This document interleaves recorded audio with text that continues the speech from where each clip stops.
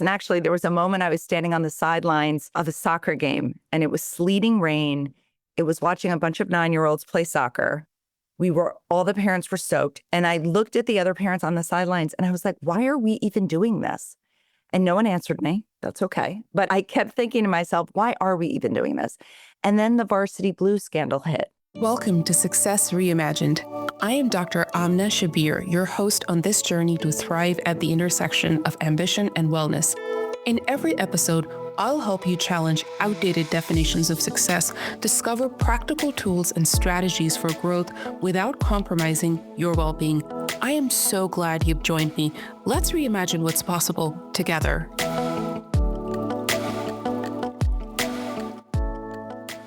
Today, I have a dynamic guest on the show whose work has deeply impacted the globe and personally shaped me both as an individual, a high achiever, and as a parent.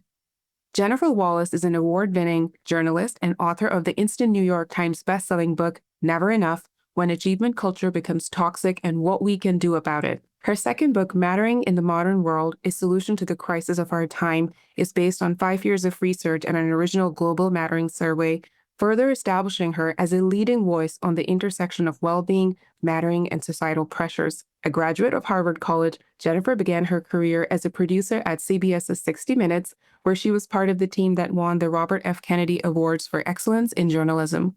She has since contributed to prominent publications including The Wall Street Journal and The Washington Post, and frequently appears on national television programs to discuss her work. Welcome to the show, Jennifer.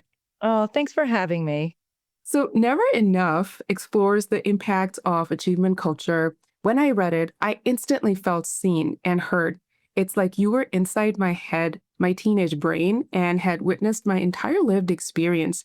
So here's my copy, and I took the plunge of reaching out to you. I thought that why would Jennifer reply? It was December 2023. I was on the beach, and you replied, and that further just cemented your incredible presence, not just with the work that you do, but as a human. So I really, first of all, want to thank you for the work that you've done. Well, thank you. And I have to say, it's the highest compliment for a journalist, an author, a human, when someone else feels seen and then they tell you that they connected with your work. It's really, I have to say, it's a gift that you gave me. Thank you so much for saying that. Kind of jumping right into your work, can you please share the pivotal moments in your personal or professional journey that inspired you to write Never Enough?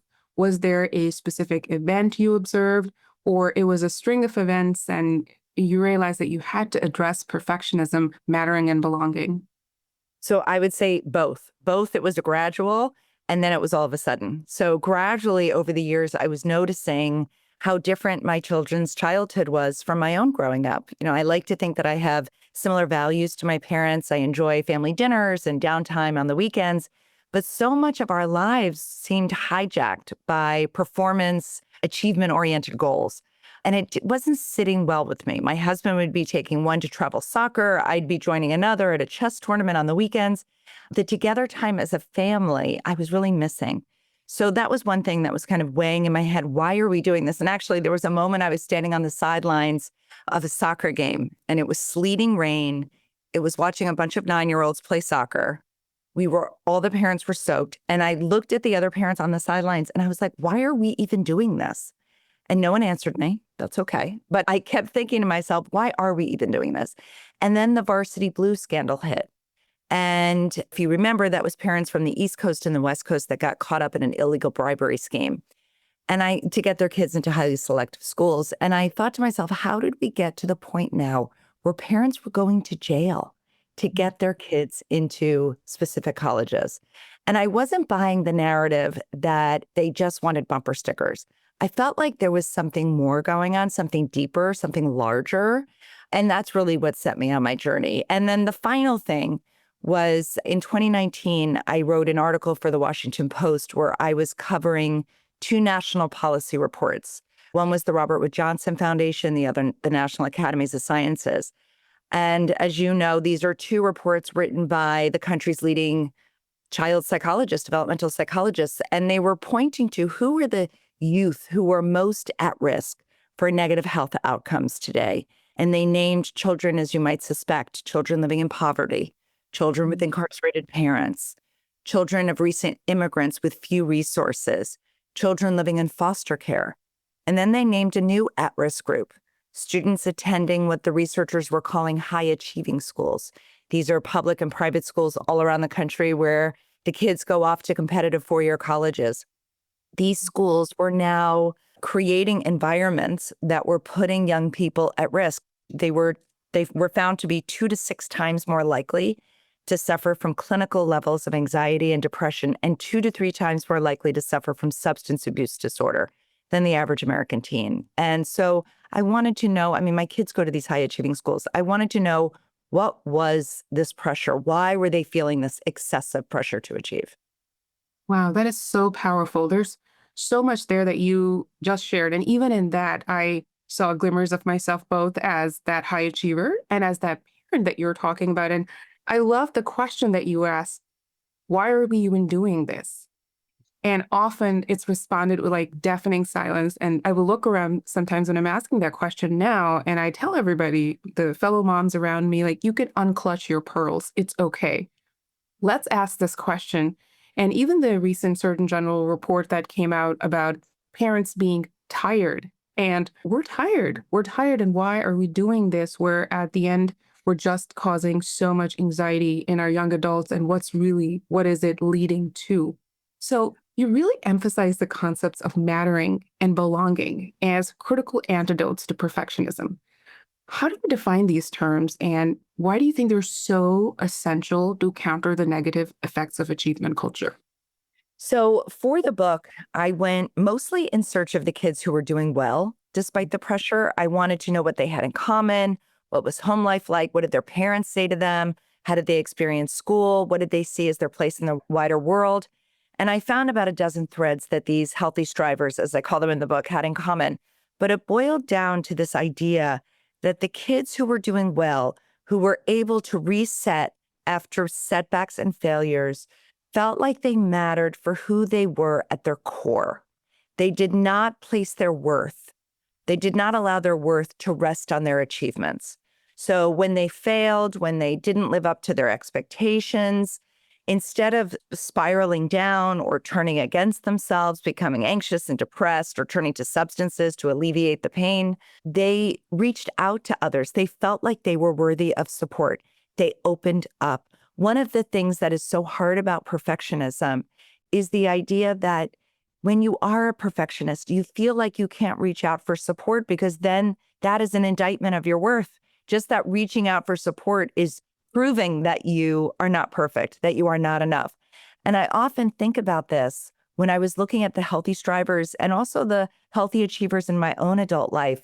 And it's not the people who appear shiny and slick on the outside that allow us to connect with each other. I like to think of it visually as sort of a sticky, rough surface. This vulnerability is what allows you to connect with someone else. When you're too slick, you kind of slide off. There's no connection. There's nothing to adhese to. And so what mattering does, it just gives you this kind of unconditional self-worth. That is what I saw as the antidote to perfectionism, the belief that you are worthy of support. Unconditional is the word over there that really speaks to me because everything in there is what we're essentially lacking, not just for young adults, but then we continue to perpetuate these narratives into our adult life. I think it's time to just relax and shift from a performance based identity to a value based identity and really just lean into that because I do feel that it is never enough and it is such an unfulfilling way to live. I was also speaking with a bunch of clinicians recently and some really hospital leadership, I would say.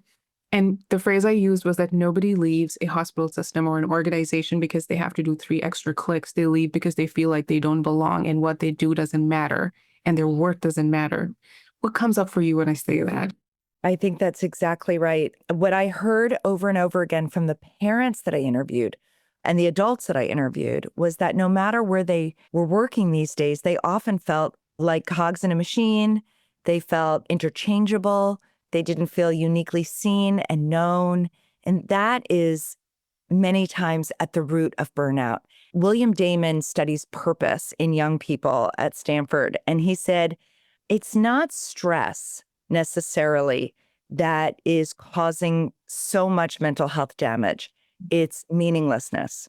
It's feeling like what we do does not have meaning, that we are not connected to our impact.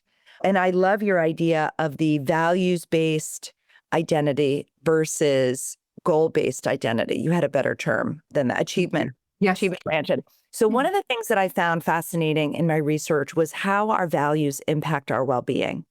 So just to oversimplify this quickly, no matter where we live in the world, researchers find we all have about a dozen core values inside all of us, that they split up into extrinsic values and intrinsic values. Extrinsic values are wanting to get the fellowship or the brand name title, the big house, popularity, looking a certain way. These things are sort of extrinsic values.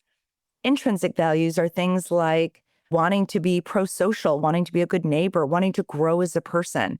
Those are intrinsic values. And values operate like a zero-sum game.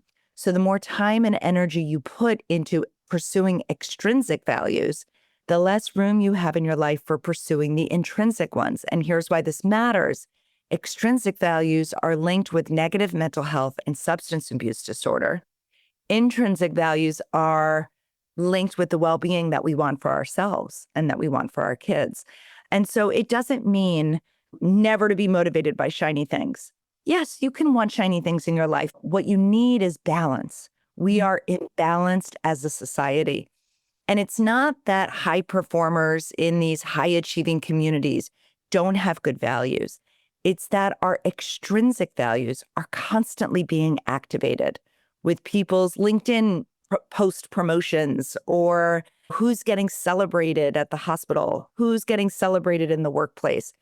So at home, in our interior lives, we need to know that we have these extrinsic values being activated. And the first step is really just to have that awareness and to be able to say, I see. So now this weekend, I'm going to focus on the intrinsic values to give myself more of that well-being that I need and crave, to buffer against sort of this overemphasis of our modern culture on extrinsic values.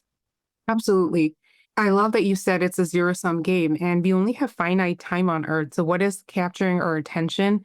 And as I do this work surrounding perfectionism and trying to understand my own struggles with it, I really have come to recognize that discontent is the word that comes to my mind with everything that we have to do. It is a comparison game. There's so much big money being thrown at us in every which way. And it has been even before social media. Social media has made the game just on steroids now. And recognizing that regrounding ourselves in a balance, like you mentioned, of the extrinsic and intrinsic values is so important. I love this passage from the book, and I'm going to read some of it. The bar for what is exceptional keeps rising, offering our kids more and more ways to feel like they're not enough. Children absorb constant messages from our achievement culture that they need to be thin, rich, smart, beautiful, athletic, and talented to be worthy of likes, love, and attention. Like dutiful soldiers, our kids comply with these crazy demands. Over time, they internalize them. For today's kids, it's less about measuring up than measuring over. Everyone needs to stand out from the crowd. When I read that, it really, really hit home. It's not about measuring up, it's measuring over. And I just turned around and looked at both of my daughters and I was like, am I already doing this? Right now, they are 8 and 5.5. But I feel that that pressure is really there. I almost question, like, the preschooling was that up to standard? Is kindergarten going well? I would love to hear your thoughts a little bit more about why you chose this measuring up and measuring over rather than measuring up. So, what I was reading in the research on students in these high achieving schools, one of the things that really stuck out to me was this excessive envy that it fosters in young people. You know, when we look back before we were in this hyper achievement culture, we had buffers in place for our kids. Their friendships, yes, you might be competing with one or two friends, but friendships themselves were sources of support, more so than I heard today, where kids see their friends as competitors for that spot at an elite college or that leadership position or the spot in AP calculus. And so, what I learned and what was valuable to me as a parent was to understand that envy is rampant in these environments and to actually speak with my kids about it, to name the elephant in the room, to say to my children, it is normal to feel envy. We all feel it. You are maybe sensing in your environment that you need to do better, you need to be better, but you don't have to look at your relationships as zero sum. And so I said, instead of judging yourself for feeling envy, instead hold yourself accountable for how you act on that envy. So when envy inevitably bubbles up because you're in these competitive environments, you can take two paths. You can take the unhealthy route. Malicious envy is what researchers call it, where you cut somebody down or you do something to damage their reputation. Or you can take the healthy route. You can look at the source of your envy as inspiration. You can even ask them, what is it? I so admire what you did. Would you tell me how you got there? I'd love to try to get there too.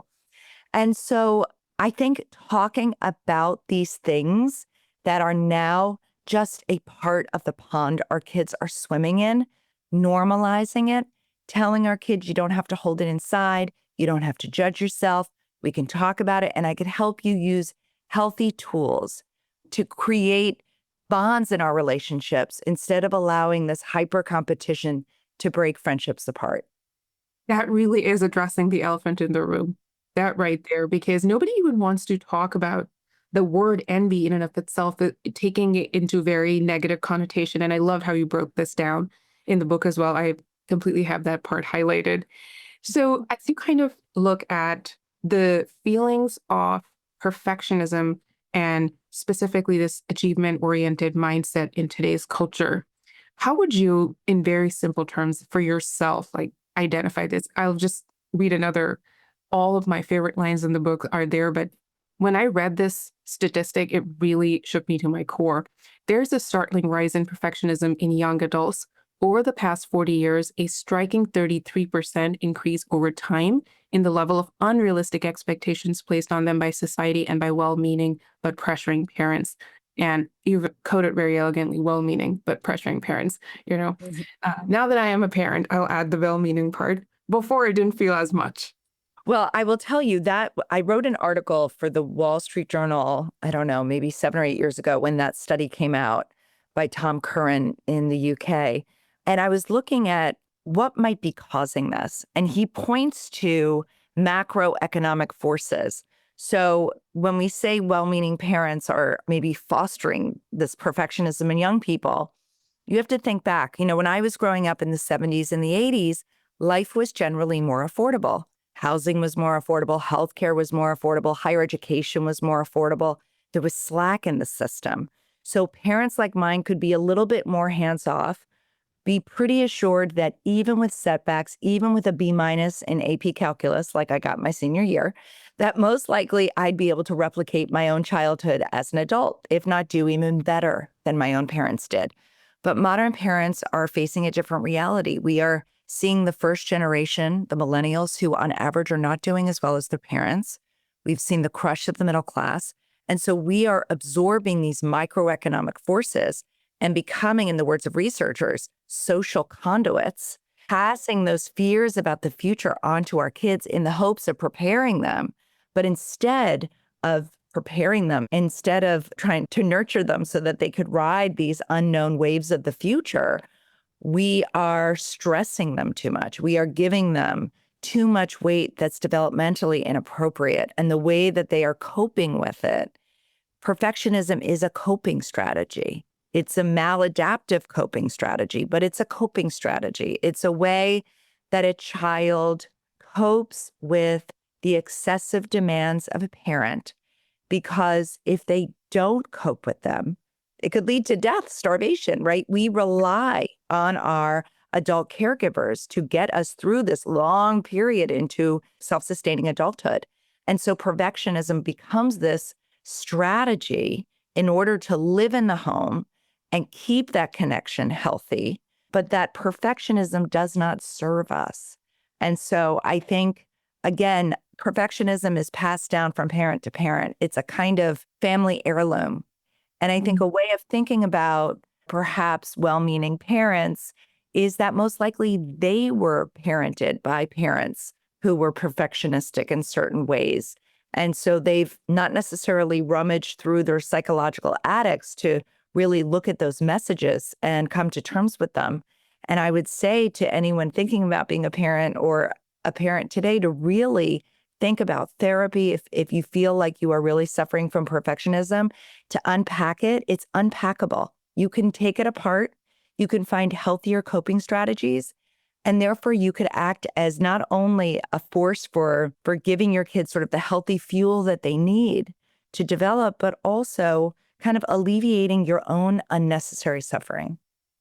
That was so well said. And I love that you quoted Tom Curtin's work because I like how he mentioned that perfectionism is our favorite flaw. And you're drawing attention to the fact that it is a coping mechanism, it is a family heirloom. Wow, I'm going to hold on to those words because they really resonate with me. And I'm looking at it from the side of somebody who has gone through this journey. And now I am leaning towards what I call is my undoing, and my anti-perfectionism time of life is coming in and leaning into authenticity. Also in his work, I like how he draws attention to that it is a societal problem and not just an individual problem, because with the way we are right now, everything is a you problem. Therefore, you have to go fix it. And the work that you're doing with mattering, belonging, institutional level work, it just brings attention to a very different way of viewing perfectionism. Thank you for saying that. I like to say that we tend to personalize instead of contextualize what's going on, right? So we think it's just us. And so by being authentic, as you're saying, and opening up and talking about these things and saying, it's not you, it's these macro forces. It doesn't take you off the hook. You still have to do the work, but it's not your fatal flaw. It's something in the wider environment. And you have a role here to unpack those unhealthy messages and find a healthier path forward for yourself. Yes. And I will also highlight fear-based parenting is the word I would use right now because I really feel this 360 because people look at me, you are a physician and then you've gone through this journey. And I will look at my children right now. I already will have to catch myself. And the family heirloom part hits really home because last night my daughter got a 99 out of 100 on one of her tests. And she said, don't even look at it. I know I was awful. And really, like when she said that, I was just scared. I was so scared for her and also so worried that what did I do? And I'm trying very hard not to be that way. So, what would you say to somebody who's a mom like me and her daughter reacts this way? What would you say to her? I would say to her, it's not just you as a parent that's giving these messages to your child around achievement. They're hearing it at school, from their peers' parents, from the wider society, but that do as you're doing at home, trying to make your home a haven from the pressure, right? Our kids already know we want them to be successful. We put them in these high achieving public and private schools. We are surrounded by high achieving adults. We are high achieving ourselves. So what I have realized my job at home is to call out the unhealthy messages around achievement. So my daughter was also that way, very hard on herself. And I remember writing a sticky note that I talk about, I think, in the book that says, your worth does not equal your grades. And so I was very intentional about how I reacted to all grades, good grades and bad grades. I did not celebrate good grades. I did not criticize bad grades. I tried to stay really level. And if she comes back with a good grade, you must be so excited. You must be really proud of yourself. But my self-esteem is not contingent on your performance. So I love you and I am steady, and my love is read by you, hopefully consistently, no matter what you bring home. My self esteem is not contingent on your grades. I am definitely going to be writing this on a sticky and putting that everywhere as well. Thank you for sharing that. So, kind of expanding from individual level and things that we're doing at our home, what do you think needs to change on an institutional and cultural level so we can talk about schools, workplaces, our communities to create an environment that promotes not just an antidote to perfectionism, like all of these toxic pressures that are coming in, and how can we like promote belonging and mattering in those spots and places?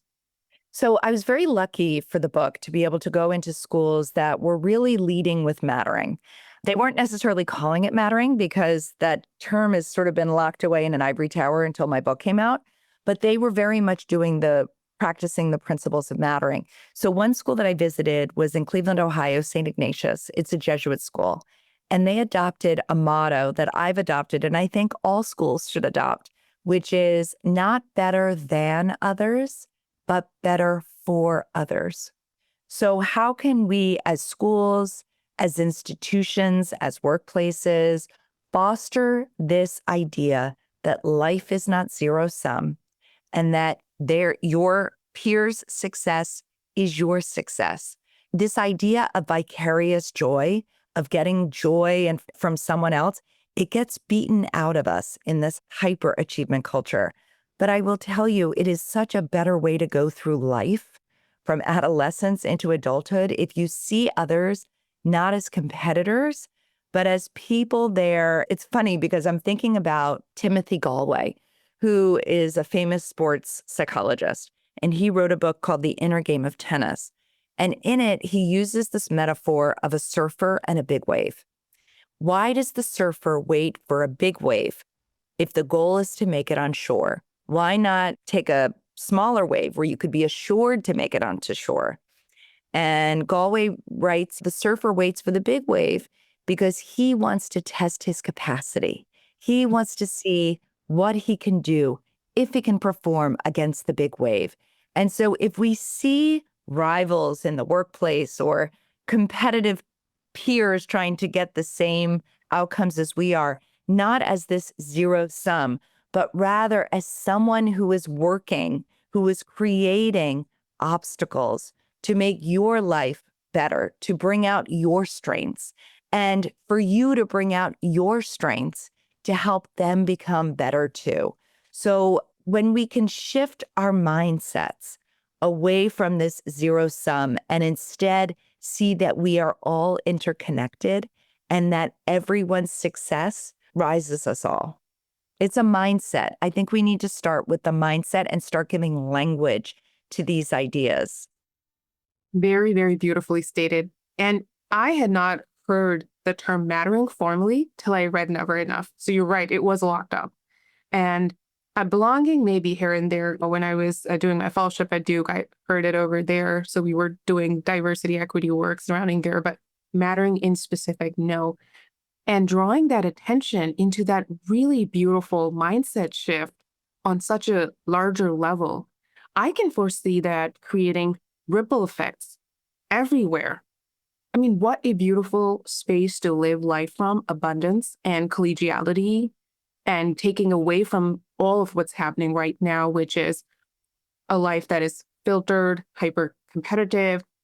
And also, at the end of the day, you're feeling extremely hollow. That's a feeling that I would say has been front and center when I was maybe picked up your book. I was struggling with hollow was the word. And I was at the beach and I read the book and it really changed my mindset at that time. So looking ahead, as we talking about visioning and we're talking about mattering and belonging, being prioritized over perfectionism, how do you think that the work in Never Enough can contribute to a cultural shift? I know we have touched on some points, but just big picture, I want this work to be read by everyone. I think all educators need to read it. All parents need to read it. My parents definitely need to read it. I send it back to them. So I would love your thoughts on that larger vision you have. Two things I'll say. The first one is when I was digging into the research on how to help our kids become more resilient in these high achieving communities, I saw decades worth of resilience research that points to the best thing we can do for our kids. And that is to shore up our own resilience, our own self-worth, our mental health, so that we can be first responders to our kids' struggles day in and day out. How do we do that? not with bubble baths, not with what the multi-billion-dollar wellness industry tries to sell us, but through deep, nourishing relationships. So we often say that kids need a sturdy adult, right? That for healthy development. Well, sturdy adults need sturdy adults too. And so when I think about how to scale this, it's why I'm actually writing my second book, because what we need to do is really upstream prevention, and we need to help the adults in their lives. What is one place that we could really help adults? Mattering at work.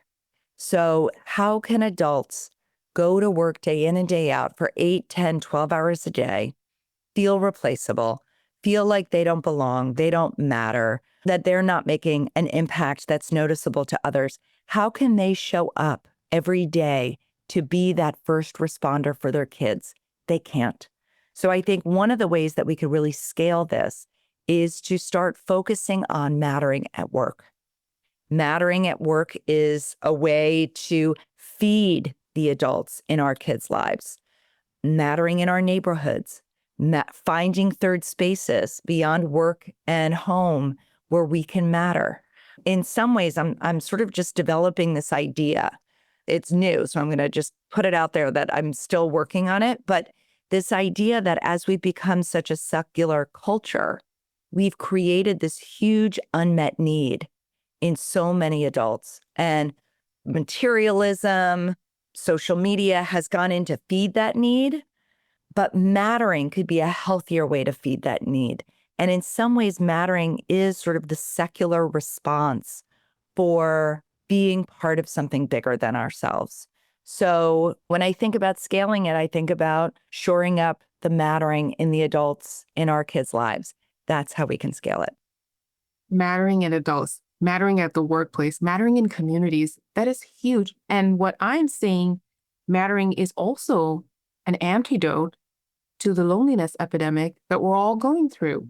I love that you draw the attention to the focus on this individualism. Everyone has to pull themselves up by the bootstrap, don't ask for help, and look flawless while we're doing it. And so this can definitely be that antidote that you bring. When can I read Mattering and the Modern World? I can't wait to read it too. I'm still working on it. It's due in the spring, and so it'll be out in 2026. But I will be talking about it on my Instagram and LinkedIn and in my newsletters. So you don't have to wait until 2026 to start getting some of the principles of mattering in adulthood. I can't wait. I know that this is going to be fabulous and amazing and so impactful. I do have a question before we move towards wrapping up, and I kept it for the end because it's a bit of a sensitive question.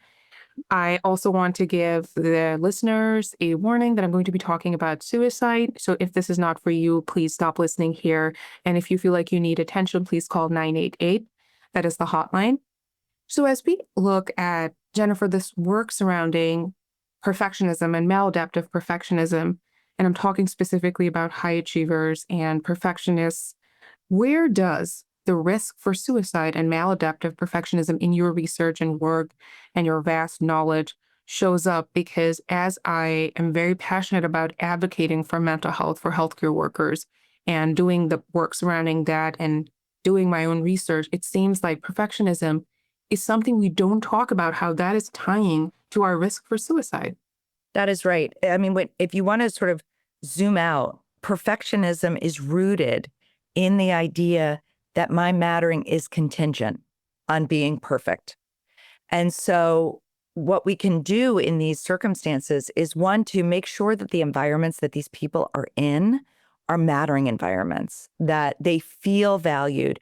But just as importantly, we need to look at the environments and the anti-mattering messages that might be sent. So it's sort of a two-pronged approach. Mattering is really double-edged. So it's great and healthy when we feel it, but it could be highly destructive when we don't feel it.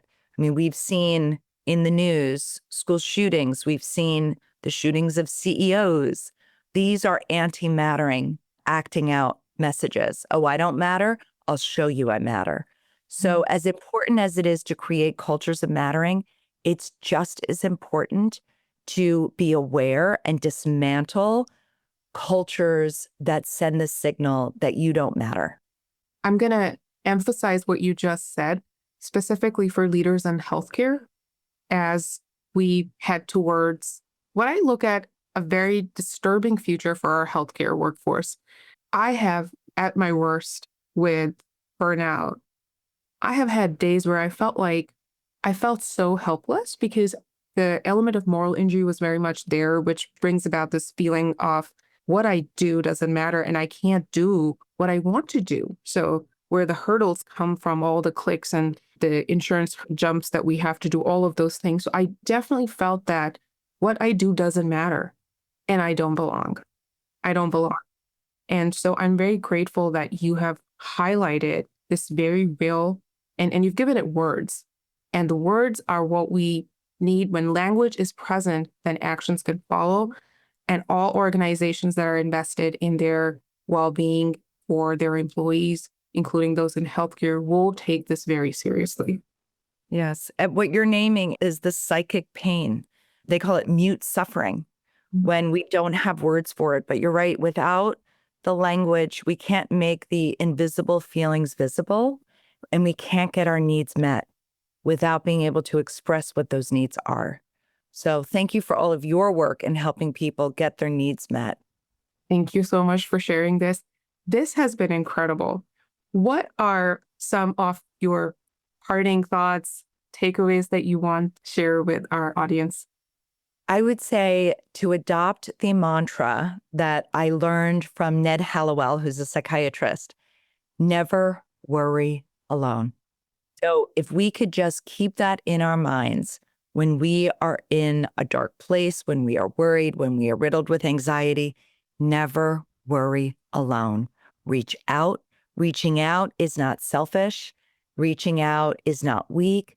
Reaching out, in my mind, is actually an act of generosity, because what you do in that moment is that you say to the person you are asking for help, I trust you. I believe in you. I value you. And so you, by reaching out, are allowing someone to feel like they matter in being able to help you. I hope you found today's conversation insightful. If you have not yet read Jennifer's book, Never Enough, I highly encourage you to do so. You'll find links to it in the show notes. This episode is part of a special series and my budding book project on unmasking perfectionism. Thanks so much for spending time with me today. Just a quick reminder, while I am a physician, I'm not your physician, and nothing in this podcast is medical advice or any kind of professional advice. Everything shared here is based on my personal experiences, and the views expressed are entirely my own. If you enjoyed today's episode, I would love for you to rate, review, subscribe, and share the show with anyone who might need a little inspiration to redefine their own version of success. I'll see you next time. Until then, keep reimagining success one small step at a time.